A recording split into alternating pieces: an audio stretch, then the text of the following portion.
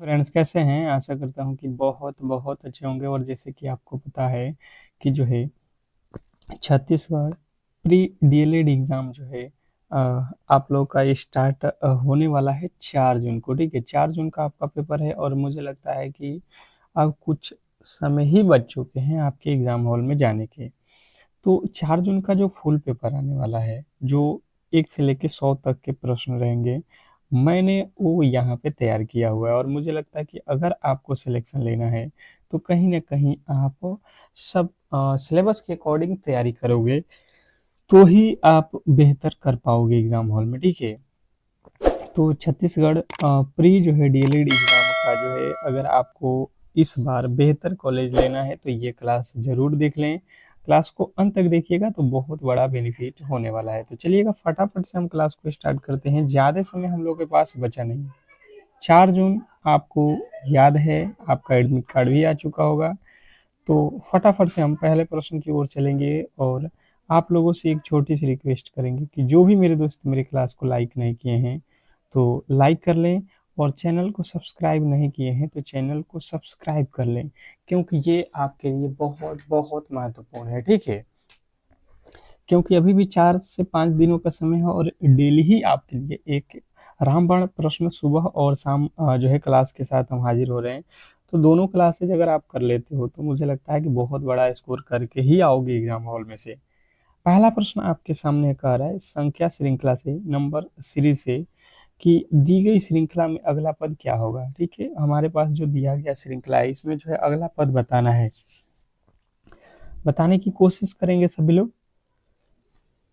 Question number पहला, पहले number प्रश्न के राइट उत्तर अगर आपको पता है तो आप मुझे कमेंट बॉक्स में बताते चलो। ठीक है, सभी लोग जो भी मेरे दोस्त देख रहे हो, आप कोशिश करो मेरे साथ हर एक प्रश्न के राइट उत्तर बताने का। ठीक है, चलिएगा हम यहाँ पे देखते हैं। सबसे पहले देखा 5 से आपको लिखा हुआ है 11, 11 से लिखा है 23, मतलब हर बार जो है श्रृंखला बढ़ रहा है। ठीक है, तो बढ़ा कितना है ये पहले देखो आप। 5 से 11 हुआ, कितना बढ़ा है? 6 5 11, 11 से 23 हुआ, 11 में 12 जोड़ा है तो 23 हो गया। 23 से 47, कितना जोड़ा है? 23 में 47 अर्थात 24। फिर 24 के बाद से 47 से 95 अर्थात कितना जोड़ा है? 48। तो इसके आगे हम कितना जोड़ेंगे? 6 दूना 12, 12 दूना 24, 24 दूना 48, 48 दूना हम कितना जोड़ेंगे? 96। हर बार क्या किया है? 2 से गुणा कर दिया है। यहाँ पे बात आपको समझ में आ गया होगा। 96 जोड़ लो, कितना हो जाएगा? 6 5 11 के एक, और 9 9 18 1 19, 191 जो है हमारा बिल्कुल राइट उत्तर है। 191 जो है हमारा बिल्कुल राइट उत्तर है। जो भी मेरे दोस्त यहाँ पे बता रहे हैं ऑप्शन नंबर सी उनका बिल्कुल राइट उत्तर है, जिन्होंने सी को चुना है। जो भी मेरे दोस्त यहाँ पे सी को चुने हैं उनके बिल्कुल राइट उत्तर है। नेक्स्ट प्रश्न की ओर चलेंगे और अगला प्रश्न आपके सामने कह रहा है यहाँ पे एनोलॉजी चैप्टर से रिलेटेड प्रश्न है कि जिस प्रकार संवादक का संबंध समाचार पत्र से है उसी प्रकार निर्माता का संबंध किससे है? बताइएगा। पूछा है आप लोगों से, फटाफट से आपके राइट उत्तर आना चाहिए कि जिस प्रकार संवादक का संबंध समाचार पत्र से है उसी प्रकार निर्माता का संबंध किससे है। क्वेश्चन नंबर दूसरे के जो राइट उत्तर है, जो भी मेरे दोस्त यहाँ पे बता रहे हैं, फिल्म उनके बिल्कुल राइट उत्तर है। तो आपका बिल्कुल राइट उत्तर हो जाएगा ऑप्शन नंबर डी, फिल्म, जिन्होंने ऑप्शन नंबर बी को चुना है। नेक्स्ट प्रश्न आपके सामने है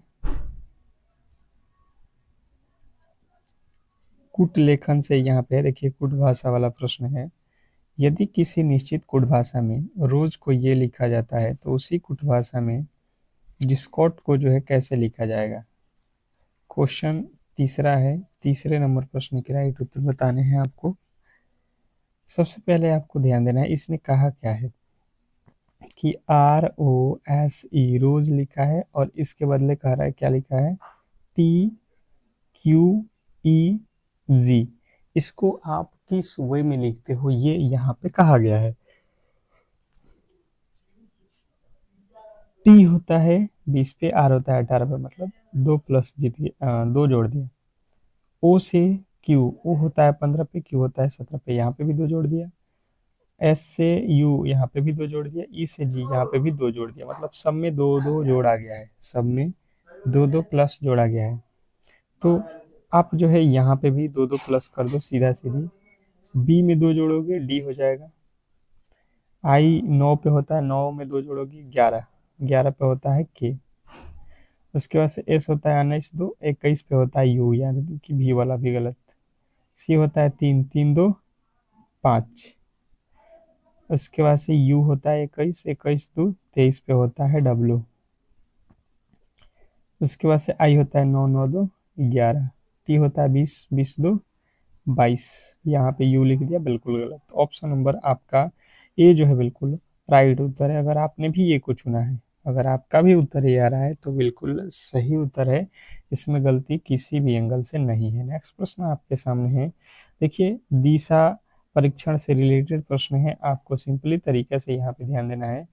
कह रहा है यहाँ पे कि अमित अपने घर से उत्तर की ओर 10 किलोमीटर चलता है, फिर जो है वह दाएं मुड़ता है और वह जो है 5 किलोमीटर चलता है, अंत में वह फिर से जो है दाएं मुड़ता है और 5 किलोमीटर चलता है। अब वह अपने प्रारंभिक बिंदु से किस दिशा में और कितनी दूरी पे है, ये हम लोगों से पूछा गया है। बहुत बहुत बेहतरीन।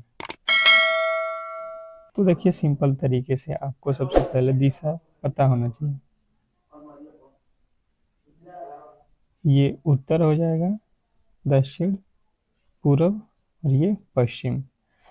आपसे कह रहा है कि उत्तर की तरफ 10 किलोमीटर, अगर हम यहाँ पे खड़े हैं तो ऊपर चलेंगे तो 10 किलोमीटर हो गया, फिर जो है दायां तरफ मुड़ना है, दाहिने साइड मुड़ना है और कितना चलना है 5 किलोमीटर, अंत में वह जो है दाईं ओर मुड़ता है, अंत में फिर से जो है दाईं ओर मुड़ता है, अर्थात नीचे की तरफ आएगा, कितना 10 किलोमीटर। अब वह अपने प्रारंभिक बिंदु से किस दिशा में और कितनी दूरी पे, हम यहाँ पे थे और यहाँ पे आ गए, तो ये कितनी दूरी हो जाएगी, तो ये ऊपर 5 है तो नीचे भी 5 ही होगा, और ये कौन सा दिशा है देख लो, पूरब, 5 किलोमीटर पूरब आपके बिल्कुल राइट उत्तर है, ऑप्शन नंबर ए। जिन्होंने ए को चुना है उनका बिल्कुल राइट उत्तर है। नेक्स्ट प्रश्न की ओर चलेंगे, और अगला प्रश्न आपके सामने है ब्लड रिलेशन। कर आपका अगला प्रश्न कि एक महिला की ओर इशारा करते हुए रमेश ने कहा, वह मेरे ससुर के इकलौते दामाद की बेटी है, उस महिला का रमेश से क्या संबंध है। क्वेश्चन आपके सामने है, आज है पांचवा, 5वें नंबर प्रश्न के जो राइट उत्तर है बताने की कोशिश करेंगे सभी लोग।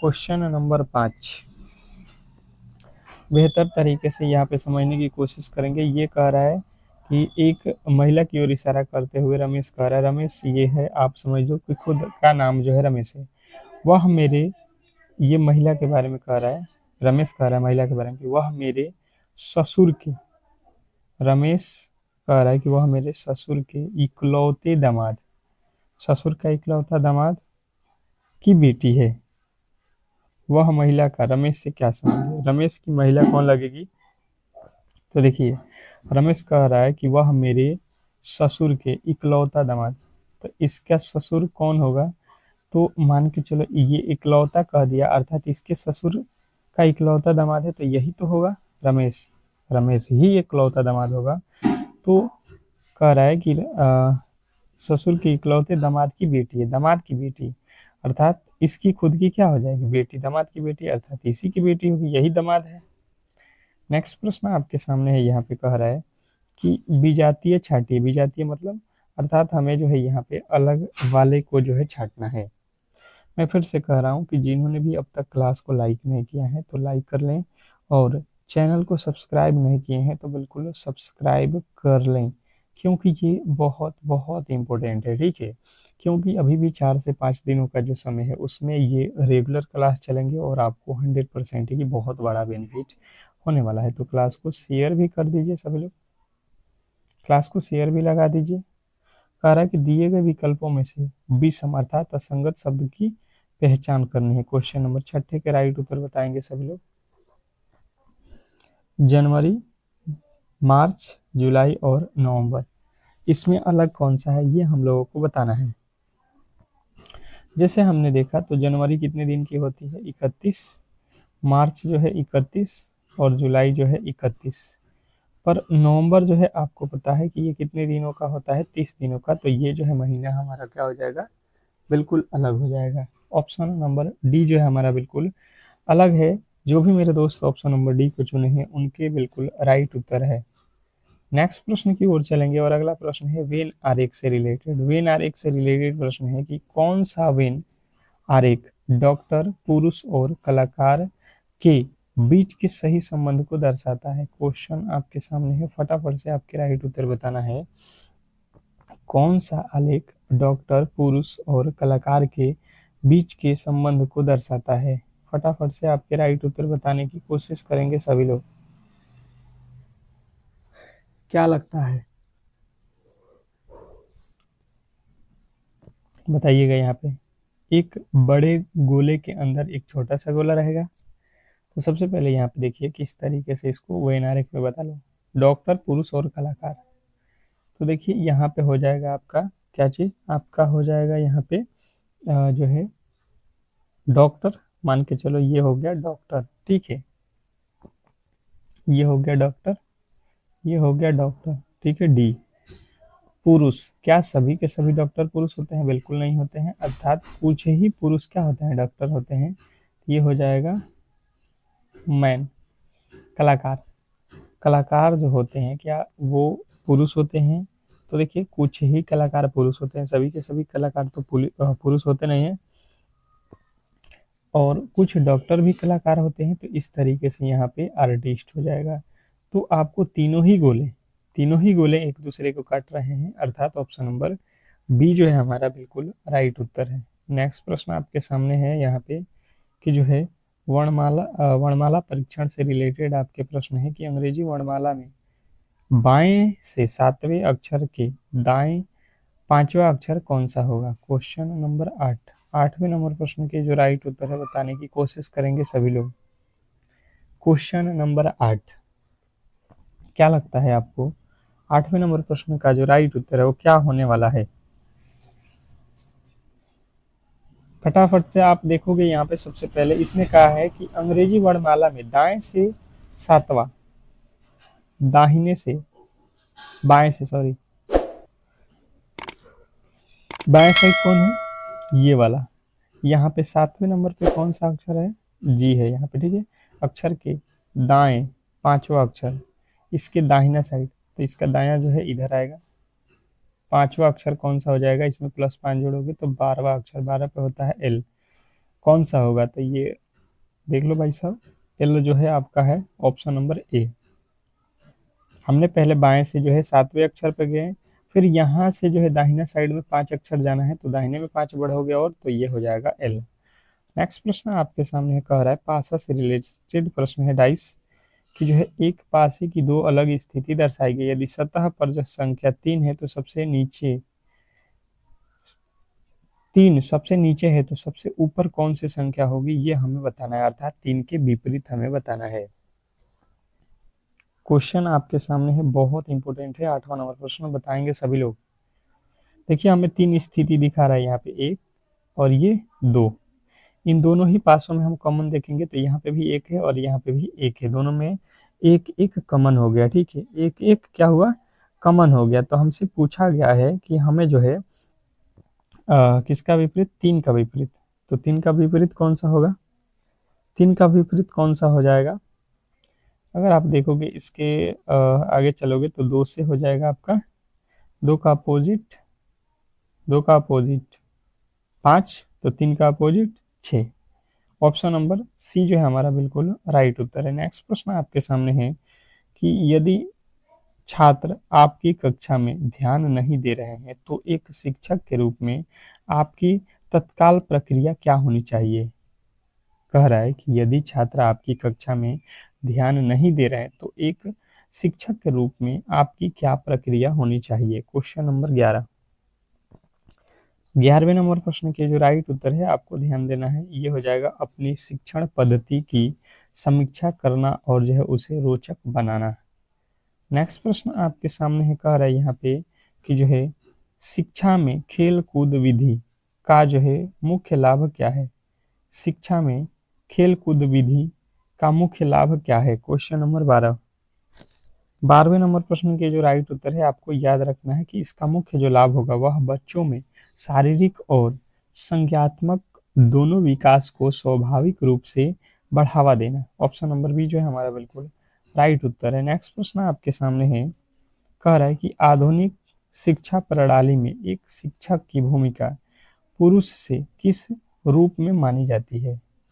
आधुनिक शिक्षा प्रणाली में एक शिक्षक की भूमिका मुख्य रूप से किस रूप में मानी जाती है। Question number 13।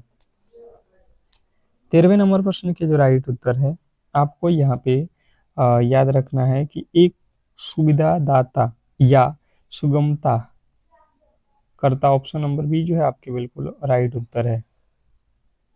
नेक्स्ट प्रश्न आपके सामने है, यहाँ पे कह रहा है कि प्राथमिक स्तर पर बच्चों को शिक्षा देने का सबसे अच्छा जो है माध्यम कौन सा होना चाहिए। प्राथमिक स्तर पर बच्चों को शिक्षा देने का सबसे अच्छा जो है माध्यम कौन सा होना चाहिए, क्वेश्चन नंबर 14 में कह रहा है। तो आपको ध्यान देना है यहाँ पे कि बच्चे की मातृभाषा स्थानीय भाषा जो होता है उसी में आपको जो है यहाँ पे शिक्षा देना चाहिए। Option number C. नेक्स्ट प्रश्न आपके सामने यहाँ पे कह रहा है, सतत और व्यापक मूल्यांकन का मुख्य उद्देश्य क्या है। सतत और व्यापक मूल्यांकन का मुख्य उद्देश्य क्या है, क्वेश्चन नंबर 15। 15वें नंबर प्रश्न के जो राइट उत्तर है आपको याद रखना है, सतत और व्यापक मूल्यांकन का मुख्य उद्देश्य है कि अध्ययन के दौरान बच्चों के विकास के सभी पक्षों का नियमित जो है मूल्यांकन करना। ऑप्शन नंबर बी जो है आपके बिल्कुल राइट उत्तर है। नेक्स्ट प्रश्न आपके सामने है, यहाँ पे कह रहा है छत्तीसगढ़ की प्रसिद्ध जो है कुटुम्बसर गुफा किस जो है जिले में स्थित है और यहाँ कौन सी जो है अनोखी जीव प्रजाति पाई जाती है। छत्तीसगढ़ की प्रसिद्ध जो है कुटुम्बसर गुफा किस जिले में स्थित है और यहाँ कौन सी जो है अनोखी जीव प्रजाति पाई जाती है।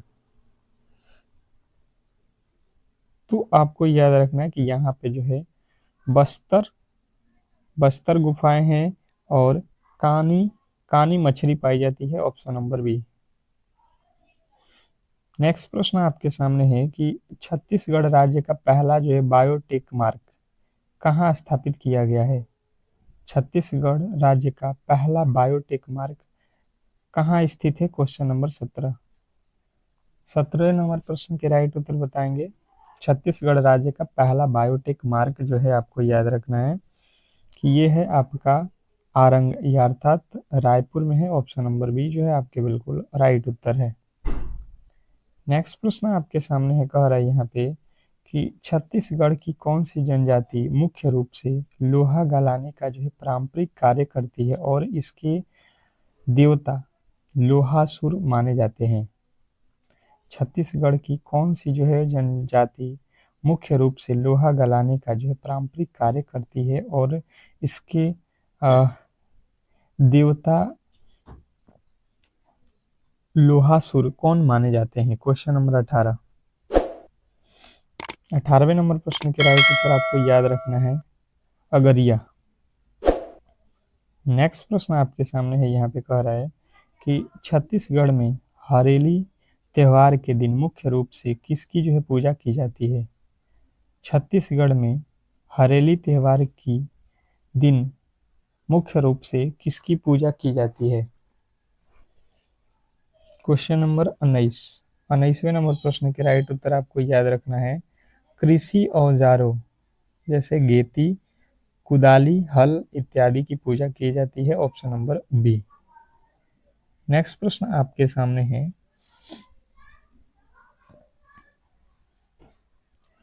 भारत के किस राज्य में साइलेंट वैली राष्ट्रीय उद्यान स्थित है जो अपनी जो है जैव विविधता के लिए प्रसिद्ध है। भारत के किस राज्य में साइलेंट वैली राष्ट्रीय उद्यान स्थित है जो अपनी जैव विविधता के लिए प्रसिद्ध है, क्वेश्चन नंबर 20।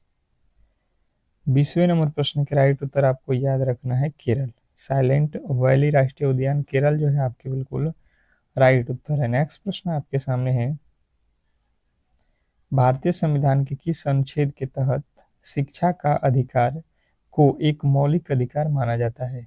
भारतीय संविधान के किस अनुच्छेद के तहत शिक्षा का अधिकार को मौलिक अधिकार माना जाता है? Question number 21। 21वें नंबर प्रश्न के राइट उत्तर बताएंगे सभी लोग। तो जिन्होंने बताया है 21A आर्टिकल 21A में बताया गया है ऑप्शन नंबर बी। नेक्स्ट प्रश्न आपके सामने है, प्रसिद्ध पुस्तक स्वराज हिंद के जो है लेखक निम्नलिखित में से कौन थे? प्रसिद्ध पुस्तक स्वराज हिंद के लेखक जो है निम्नलिखित में से कौन है? क्वेश्चन नंबर आपके सामने 22। 22वें नंबर प्रश्न के जो राइट उत्तर है, स्वराज हिंद के लेखक जो है आपको याद रखना है Mahatma Gandhi. Option number B जो है आपके बिल्कुल राइट उत्तर है, ऑप्शन नंबर बी। नेक्स्ट प्रश्न की ओर चलेंगे और अगला प्रश्न आपके सामने है, पौधों में जल और खनिजों का जो है परिवहन मुख्य रूप से किस ऊतक के जो है द्वारा होता है? पौधों में जल और खनिज का परिवहन मुख्य रूप से किस ऊतक के द्वारा होता है? Question number 23। 23वें नंबर प्रश्न के जो राइट उत्तर है बताएंगे सभी लोग। तो पौधों में जल और खनिज का जो परिवहन होता है ये जाइलम द्वारा होता है, ऑप्शन नंबर जो है आपका बी। नेक्स्ट प्रश्न आपके सामने है, कह रहा है यहाँ पे कि सुंदरवन डेल्टा जो विश्व का सबसे बड़ा जो है नदी डेल्टा है का निर्माण जो है मुख्य रूप से किन दो नदियों द्वारा किया जाता है? सुंदरवन डेल्टा जो विश्व का सबसे बड़ा जो है नदी डेल्टा है उसका निर्माण जो है मुख्य दो नदियां कौन कौन सी हैं जहाँ से जिससे उनका निर्माण होता है? तो ये है गंगा और ब्रह्मपुत्र, जिससे बनता है क्या? Sundarban delta. Option number B जो है हमारा बिल्कुल राइट उत्तर है। नेक्स्ट प्रश्न आपके सामने है, कह रहा है यहाँ पे कंप्यूटर में कंट्रोल प्लस जेड शॉर्टकट की जो है प्रयोग किसके कार्य के लिए किया जाता है? कंप्यूटर में कंट्रोल प्लस जेड शॉर्टकट की जो है प्रयोग किस कार्य के लिए किया जाता है? Question number 25। 25वें नंबर प्रश्न के जो राइट उत्तर है जिन्होंने बताया है ऑप्शन नंबर सी, अंडू करने के लिए बिल्कुल राइट उत्तर है। नेक्स्ट प्रश्न आपके सामने है, अन्वय शब्द का सही संधि विच्छेद क्या होगा और इसमें कौन सी संधि होगी? अन्वय शब्द का सही संधि विच्छेद क्या होगा और इसमें कौन सी जो है संधि होगी? क्वेश्चन नंबर आपके सामने 26। तो अन्वय आपको ध्यान देना है, आधा ना है तो ये हो जाएगा अनु, अनु प्लस अय। ऑप्शन नंबर बी जो है आपके बिल्कुल राइट उत्तर है। नेक्स्ट प्रश्न आपके सामने है, यहाँ पे कह रहा है आपका कि तरणी और जो है तरणी का जो है सही क्रम अर्थ क्या है? तरणी और तरणी जो लिखा गया है इसके जो है अर्थ क्या होते हैं? Question number 23। तो तरणी का मतलब क्या होता है? सूर्य। और एक तरणी का मतलब नाव। ऑप्शन नंबर बी जो है आपके बिल्कुल राइट उत्तर है। तरणी और तरणी का अर्थ क्या होता है? सूर्य और नाव। नेक्स्ट प्रश्न आपके सामने है, यहाँ पे कह रहा है कि निम्नलिखित में से कौन सा शब्द शुद्ध लिखा गया है? निम्नलिखित में से कौन सा शब्द शुद्ध है ये हमें बताना है। सभी लोग बताएंगे, शुद्ध शब्द की पहचान करना है। यहाँ पे कवित्री जो लिखा गया है ऑप्शन नंबर बी में ये बिल्कुल शुद्ध है, जिन्होंने ऑप्शन नंबर बी को चुना है। जिन्होंने भी बी को चुना है कवित्री, ऑप्शन नंबर बी बिल्कुल राइट उत्तर है। नेक्स्ट प्रश्न आपके सामने है, चौराहा चार राहों का समूह में कौन सा समास है? चौराहा में कौन सा समास है बताइएगा। Question number 29। 29वें नंबर प्रश्न का जो राइट उत्तर है क्या होने वाला है? अव्ययी भाव समास, द्विगु समास, द्वंद्व समास, बहुब्रीहि समास। तो चार राहों का समूह अर्थात क्या हो जाएगा? पहले ही संख्या आ गया चार अर्थात द्विगु समास, ऑप्शन नंबर बी। नेक्स्ट प्रश्न आपके सामने है, आंखें फेर लेना मुहावरे का सही अर्थ क्या है? आंखें फेर लेना मुहावरे का सही अर्थ क्या है? क्वेश्चन आपके सामने है 30। 30वें नंबर प्रश्न का जो राइट उत्तर है, जो भी मेरे दोस्त बता रहे हैं, आंखें फेर लेना अर्थात प्रतिकूल हो जाना, बिल्कुल राइट उत्तर है, ऑप्शन नंबर बी। नेक्स्ट प्रश्न आपके सामने है, यहाँ पे एंटोनिम अर्थात विलोम शब्द हमें बताना है। Choose the correct antonym of the word. Frugal का जो है यहाँ पे हमें बताना है एंटोनिम। फ्रेगल क्या हो जाएगा? ऑप्शन आपके सामने है। 31वें नंबर प्रश्न का राइट उत्तर हो जाएगा स्ट्रॉन्ग। स्ट्रॉन्ग आपका बिल्कुल राइट उत्तर हो जाएगा, ऑप्शन नंबर बी। नेक्स्ट प्रश्न आपके सामने है। एरर पहचानना है हमें, दिया गया है। Identify the part of the sentence what content a paragraphical error, grammatical error. इसमें एरर का है which of the students have comp. इसमें कहाँ पे गलती है ये हमें ढूंढना है। तो ये हो जाएगा हैव कंप्लीटेड, यहाँ पे लिखा है, यहीं पे गलती है ऑप्शन नंबर डी में, बी में। नेक्स्ट प्रश्न आपके सामने है। करा फिलिंग इन द ब्लैंक, खाली जगह पे भरना है। The teacher was angry, the, और यहाँ पे खाली जगह पे क्या भराएगा? द के पहले क्या भराएगा यहाँ पे बताना है हमें। 33 नंबर प्रश्न। तो एट द, यहाँ पे क्या भरा जाएगा? At the. Option number B जो है हमारा बिल्कुल राइट उत्तर है।